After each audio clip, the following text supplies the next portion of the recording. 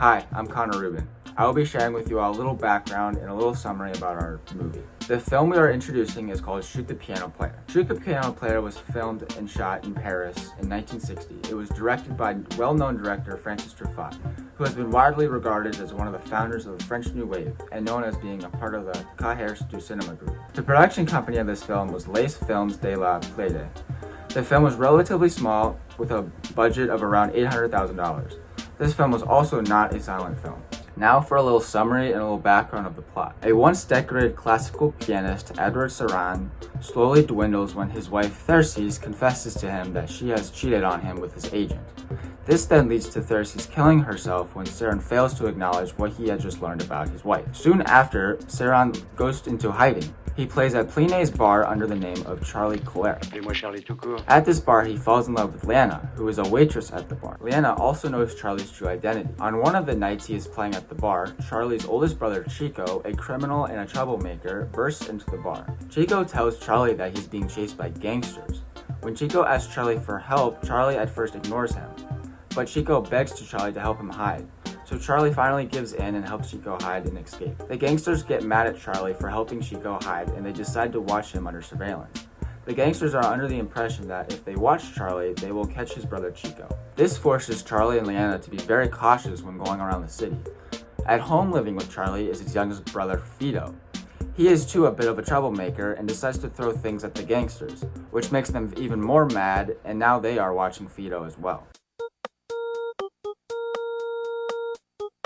Shoot the Piano Player is an unapologetically French New Wave film. But what is the French New Wave? French New Wave has its roots in the Cultural Revolution that swept France, caused by the first post-war generation between the late 1950s and the 1960s. Following World War II, France, like most other European nations affected by the war, was in a period of recovery and self-reevaluation. Views of the country were conflicted both within its borders and outside of them, saying that France was either a helpless victim, a lazy and ineffective military force, a valued ally, or a crippled industrial power. As such, many felt that there was a great need to reinvent the country culturally as a means to progress, recover, and regain its former status as one of Europe's most prominent nations. This was able to come about due to an unprecedented economic boom which would last for the next 15 to 20 years. By this time, while the economic situation of the country benefited almost all who were in it, there was still a massive disillusionment within the wartime generation.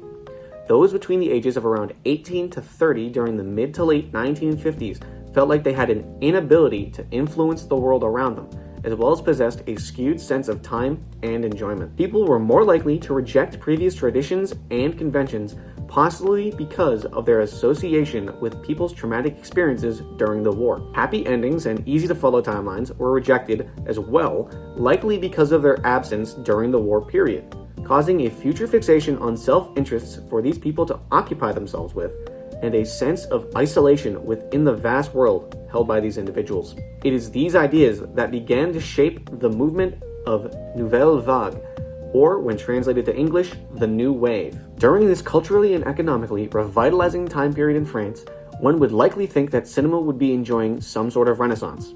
Well, according to Richard Newport, author of A History of the French New Wave Cinema, quote, if the dramatic changes resulting from this rapidly growing economy produced a general trend for 1950s cinema spectatorship in France, it was ironically to create a gradually smaller, more elite audience. Generally speaking, although more of the population than ever had vast amounts of disposable income, far fewer people than ever were attending movie theaters. This is because with Nouvelle Vague culture also came the introduction and explosion in the use of automobiles and televisions, both of which were quickly sapping away the film audience. As Newport also states, quote, studies in both England and the United States in the late 1940s, when film attendance in these countries began to drop rapidly, showed a perfect symmetry between the increase in the automobile ownership and the decline in film attendance. This steep decline of nearly a third of previous moviegoers eventually generated an elite new wave audience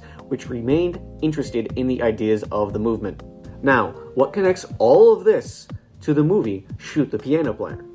Well, Francois Truffaut was one of the more prominent members of the Nouvelle Vague movement in France at the time, and was heavily influenced by its ideas in the filmmaking process. Firstly, By the time Truffaut began making films, brand new recording technology had been developed, such as far lighter and more portable cameras and sound equipment. He utilized this equipment to revolutionize the filmmaking process through throwing away conventional studio recording practices in favor of on-site shooting using natural light and direct sound recording. This break from traditional studio recording matches the new wave idea of rejecting tradition in favor of experimentation in order to distance itself from the darker past they are connected to. Jump cuts and long shots are highly looked down upon in traditional continuity editing conventions, which is exactly why Truffaut uses them. Not only do they break tradition, but jump cuts, long shots, and flashbacks, which he used all of, work to act as a means to obscure the viewer's perception of the flow of time throughout the film. The oppressively dark nature of the Nazi occupation of France, partnered with the monumental amount of causes for the war, warped Truffaut's generation's sense of time. These editing techniques reflect this warped perception of time, as it can be hard to put together the sequence in which the events on screen take place.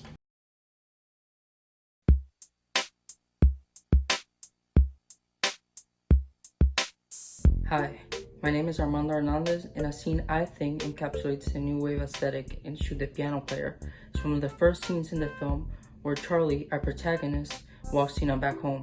In this scene, we see some of the few characteristics the new wave was known for, like the use of jump cuts, handheld camera movements, outdoor shootings, and voiceovers. Plus gentil. Léna, je parie que vous avez soif, moi aussi. A small detail I think is worth noting in this scene is the way in which the series of shots that show Lena and Charlie running up the stairs breaks the 180-degree rule, a rule in which states that the camera should be kept on one side of an imaginary axis created by the two characters. This shows how the new wave aesthetic tried to stray away from the conventional styles of filmmaking. And as was already mentioned, this film's sad ending, where Lena is shot and dies, reflects on a post-World War II France where happy endings seem impossible.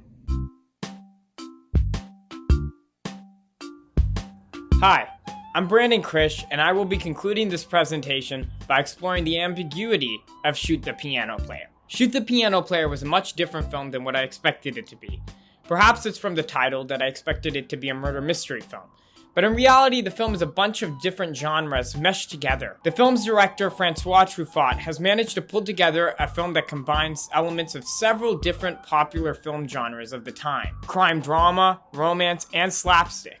It all comes together to deliver a French New Wave film that simultaneously entertains, but also ignites a frustration to interpret its ambiguous, obscured themes. Even now, I'm still wrapping my head around the themes of the film. I won't immediately classify that as a problem with the film, since that may be part of its considered inventiveness and genius. I think the film is trying to say something about the identity and public image that we create for ourselves, which, in this case, the main character uses as a front to hide from his past and trauma. If this is indeed what the film is about, it succeeds in portraying a broken man whose identity changes directly reflect the changes he wishes to make himself internally. Perhaps it's also a film that touches on the sacrifice needed for success in an artistic career. After all, the protagonist, Charlie Collar, does end up losing his two most meaningful relationships, one to suicide and one who gets shot. A large criticism that I've seen surrounding this film, specifically around critic reviews when the film debuted, is that it tonally jumps around quite a bit, and this different mix of genres that the director was going for doesn't actually feel cohesive or work. For example, it jumps from a heartbreaking sequence where Collar loses his first wife to suicide to sequences involving gangsters, and sometimes the level of cohesion doesn't quite work right. Many felt, when the film debuted, that the sequences didn't gel well together. Myself and many of my group mates definitely understood this complaint, since many of us agreed with it actually upon first watch. But still, while the criticism is valid and something that prior to reading the film's reviews I picked up on, I don't think that it wasn't intentional. There's ambiguity even to the way that Truffaut has managed to pull every sequence together. He has directed everything to have a purpose, and perhaps this tonal shift represents something greater in the story. A mixture of comedy and lots of tragedy that has led Collar to be the successful man and pianist he is today. The theme of a facade of a successful man hidden behind walls of sadness is ultimately what we believe this film to be about. Nothing makes that more clear than the film's final sequence of Collar silently playing the piano, faking a content smile, in spite of all the tragedies that he has experienced.